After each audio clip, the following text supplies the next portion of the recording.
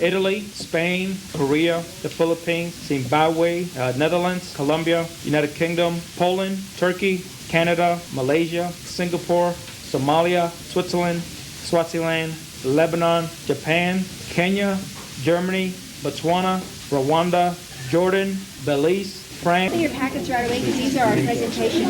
They're in here? Yeah. Okay. This is what okay.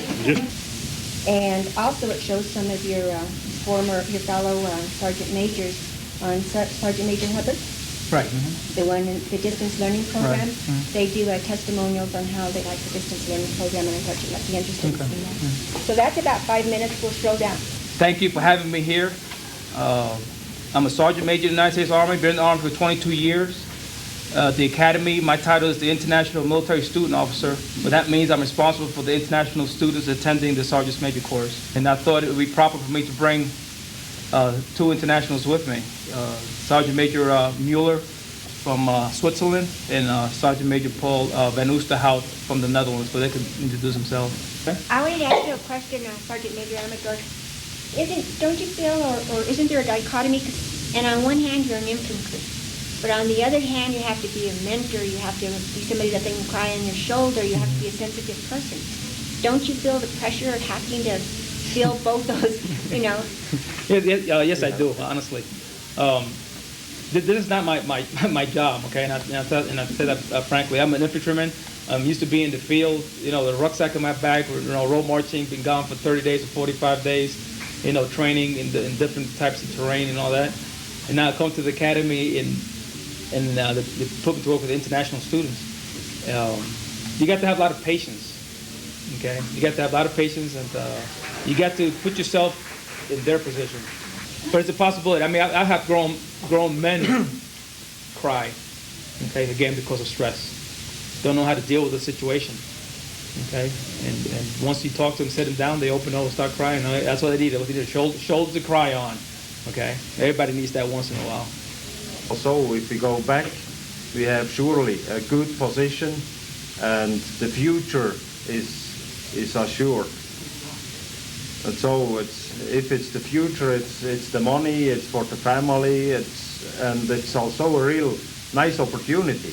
The Sergeant Major Academy is the only academy of its kind in the world, and it's primarily a leadership training program. Is that correct? Correct. So when they go back to their own countries, they become more the elite. They become more the higher up in the ranks. So it's prestigious, and it gives them a lot of credibility when they go back to their own country. As Americans, Americans who go to the Sergeant Major's Academy too are the lead of the military. So they're the lead of their country, and the Sergeant Majors who go here are their leaders of their country. Because the military now is a microcosm of the whole world. And when you go to a foreign country, actually you're going as diplomats, and you're going to build their economy, and you're going to build their future, and you're going to build their businesses and whatever else. Could you briefly talk to us about that? Because our mission is to avoid war. We'd rather make friends than wars. Right. I forgot what you said, but something like That's that. Michael Jackson said that.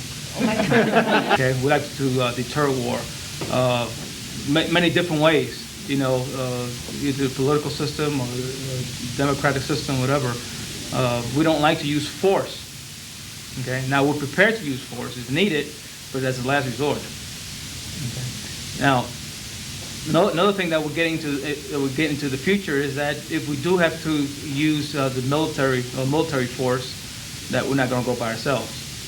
Okay. That we need Switzerland, we need Netherlands, we need many other countries to assist us. We're into the system of joint operations, that we all do it together. Okay, it's not the Air Force doing one thing separate and the Army doing one thing separate, whatever.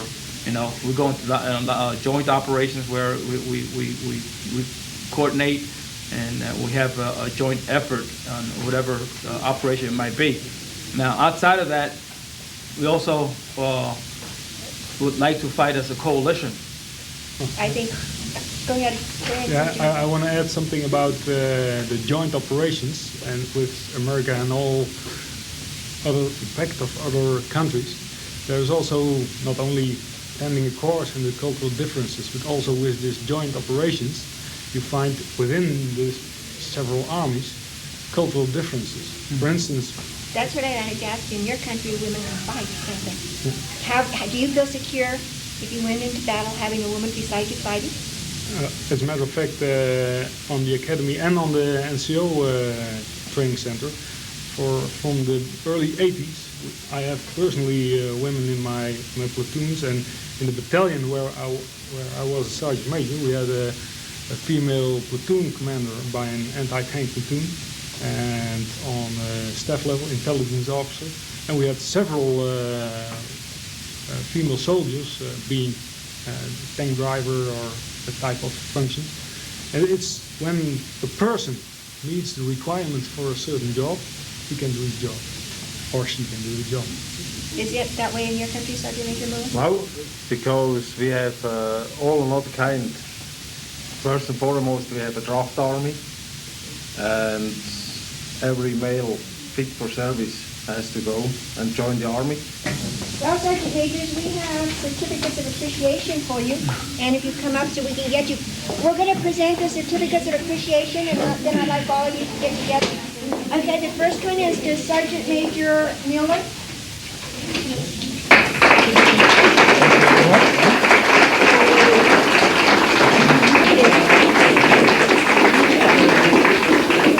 The next one is to Sergeant, I love to say your name, Sergeant Major Van Oosterhout.